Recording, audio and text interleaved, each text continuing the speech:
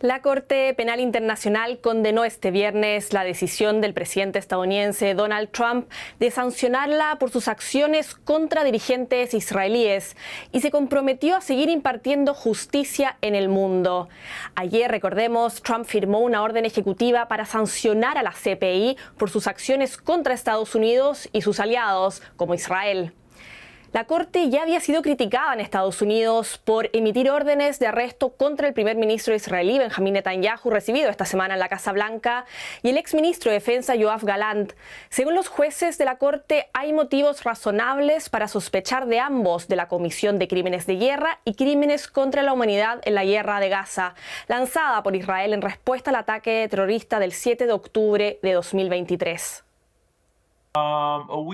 Una semana puede ser mucho tiempo en política y uno puede pasar de ser una persona de Estado respetada a ser un criminal de guerra.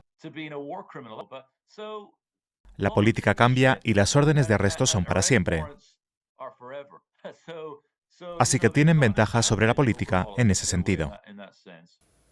Queremos profundizar en esta materia y para ello conectamos con mi querido colega Amir Valle, experto en política internacional. Muchísimas gracias por estar con nosotros. Amir, Estados Unidos sanciona a la Corte Penal Internacional, prohíbe la entrada al país a los directivos, empleados y agentes de la CPI, así como a sus familiares más cercanos y a cualquiera que haya aportado su ayuda a los trabajos de investigación del Alto Tribunal. ¿Son vinculantes estas medidas adoptadas por Estados Unidos? Mira, primero tendríamos que analizar para ver si son vinculantes o no, qué tipo de medidas se está tomando. Y la principal, hay tres tipos de medidas, ¿no? Está una medida que es generalmente de inhabilitación, las medidas financieras y las medidas de bloqueo. Eso establece un marco bastante cerrado para la vinculación o no de estas medidas. En principio son vinculantes para Estados Unidos, porque hay que recordar algo que sí creo que debemos tener en cuenta, y es que es el hecho de que Estados Unidos, China, Rusia e Israel no aceptan la jurisdicción de la Corte Penal Internacional y ya eso les da de algún modo un margen de acción que no tienen los otros 125 países que sí son firmantes del Pacto de Roma, que es los que reconocen la jurisdicción de la Corte Penal Internacional para cualquiera de las gestiones que hace usualmente. Por esa razón, estas medidas van a ser vinculantes de acuerdo a cada tipo que sea dentro de Estados Unidos. Estamos viendo medidas contra, por ejemplo, funcionarios de la Corte Penal Internacional, de medidas migratorias en este sentido. Va a haber también limitaciones financieras.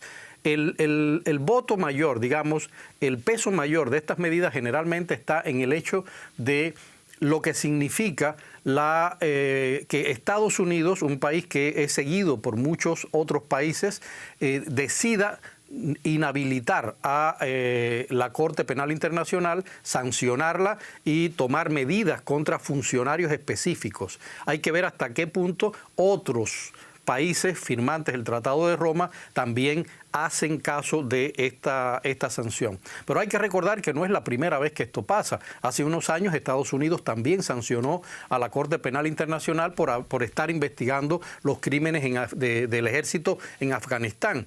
Pero también hace poco vimos que la Corte Penal Internacional sancionó a Rusia, a Putin, y ahí está, no ha pasado absolutamente nada, y lo mismo ha pasado con China, y el caso más reciente es el caso de Netanyahu en Israel. Es decir, lo vinculante depende de la aplicación y básicamente de hasta qué punto esas medidas que toman estos países no afectan el trabajo internacional de la Corte Penal Internacional, en la cual de pronto digamos, si ellos se ven limitados para entrar a investigar crímenes de guerra o los casos de genocidio, etcétera, etcétera, si sienten limitaciones en su ejercicio, para lo cual han sido creados, entonces sí entraría otro proceso que ya es más legal contra el país que está emitiendo las sanciones. Hay es decir, no es tan sencillo y por eso mucha gente dice que esto no va a pasar de más, porque ya ha habido otras experiencias de sanciones y de críticas contra la Corte Penal Internacional que sencillamente no han terminado en nada, salvo en sí, como ha reconocido la propia Corte, en limitar en poner determinados límites a su ejercicio profesional. Y Amir, este viernes, como era de esperar, la Corte Penal Internacional condenó las sanciones impuestas por Estados Unidos. Y me pregunto, ¿qué margen de acción tiene la CPI? ¿Qué más puede hacer? Mira, la CPI pertenece a ese grupo de instituciones que se dedican a legislar las leyes internacionales en este sentido. No es una institución con la cual tú puedas decir, emitieron un veredicto y automáticamente ese veredicto se aplicó en el país X, el país que sea que haya sido analizado, ¿no? Ahí lo vemos, repito, ni China, ni Rusia, ni Estados Unidos, ni Israel, que han sido condenados por la Corte Penal Internacional en determinados momentos, han recibido ningún tipo de acciones reales contra eso. Lo cual habla, y es algo que quizás sí habría que analizar bastante más en profundidad, de si realmente la Corte Penal Internacional, sus investigaciones y sus determinaciones son válidas para la legislación internacional y para vamos a decir, el control de las naciones que son firmantes o no firmantes del Pacto de Roma. Lamentablemente, mucha gente dice que la Corte Penal Internacional, igual que Naciones Unidas, igual que algunas otras instituciones internacionales, son instituciones donde la gente va, se sienta, hace un análisis, da un dictamen y todo queda ahí, en la palabra, no hay una aplicación real. Ese es el gran problema que tiene la Corte Penal Internacional, pero tampoco podemos quitar su papel. Es importante que exista este organismo precisamente porque son los encargados de analizar legalmente, jurídicamente, de acuerdo a los derechos internacionales, de acuerdo a las normas del comportamiento diplomático internacional, cuál es la acción que debería tomarse contra un país que comete determinadas violaciones.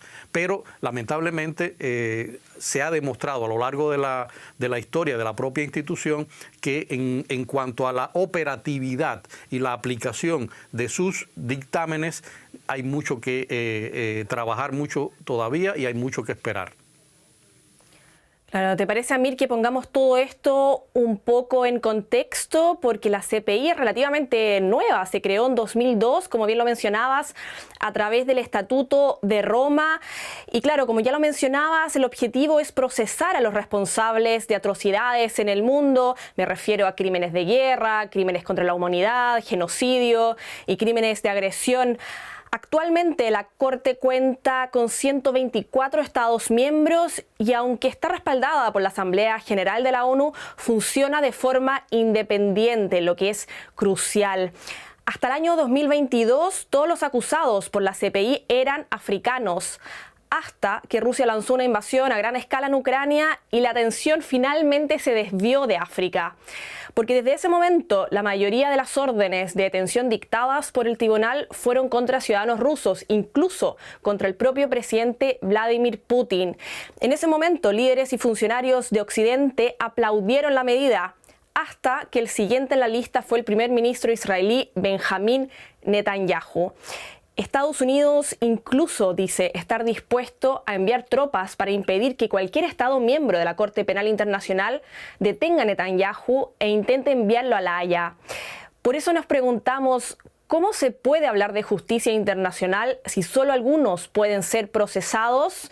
Y vuelvo contigo, Amir, para seguir conversando sobre esto, porque me pregunto, ¿qué implicaciones tiene para la CPI las sanciones estadounidenses, considerando, como recién mencionaba, el rol que juega para perseguir a los criminales de guerra en todo el mundo? ¿Le quita esto legitimidad a la CPI? ¿Cómo lo ves tú? No le quita legitimidad, pero sí lo limita completamente.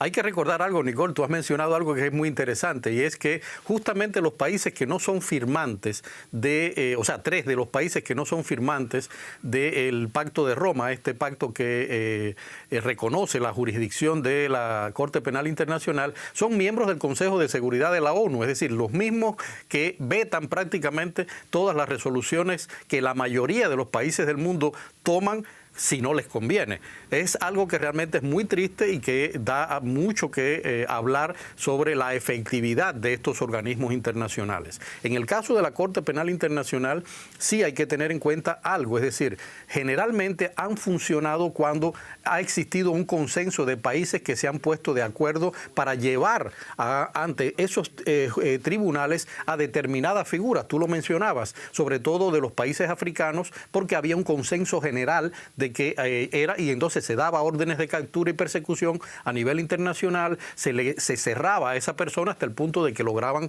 digamos, atraparlo y llevarlo ante la justicia. Ahora, eso nunca ha pasado cuando los países, estos grandes países que, repito, son del Consejo de Seguridad de Naciones Unidas, son los que rigen y determinan y tienen derecho a veto. Cuando estos países dicen no, automáticamente nada pasa.